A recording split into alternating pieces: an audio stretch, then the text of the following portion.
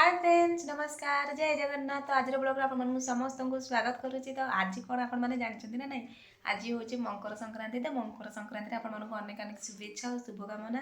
तो आज आम घरे मकर चाउल खीरी या कराब। तो चलतु देखा आम मकर चाउल केमती घरे खीरी या करुचु। ता पूर्व आ गोटे कथा कहवा भूली जाइए आपण मैंने एपर्तंत गुड़ी उड़े ना ना।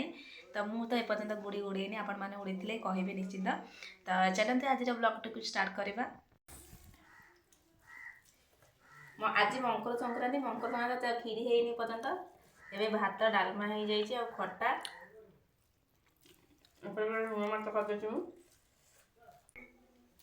नमस्कार सांग मैंने आप सहित सेयार करी भाई मकर चाउल खीरी केमती या तो आमर तो अणसुत्रिका हो जाए आम घर को माने जो पूजारी मैंने आम घर को दे था मकर चाउल दे था मैंने पूजा करी। तो से मैंने आज देना घर भी आमर मकर चाउल पूजा होनी जेहेतु अणसुत्रिका होती। तो से आम घर खाली खीरी ही या मुझे करनी मम्मी तैयारी करदे आपण मान सहित खाली सेयार करदेवी खीरी केमती माने टेस्ट होती कि ना देखु। बादाम पड़ी आगे गुड़ आड हो येलो कलर देखा जाऊँगी। टेस्ट कर देखा केमती है।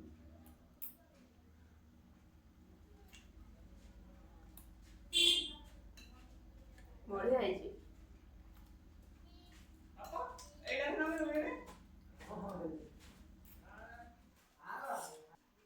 तो आज ब्लॉग टी को ये रखा देखा पुणी नेक्स्ट ब्लॉग से पर्यटन रोचे। नमस्कार जय जगन्नाथ।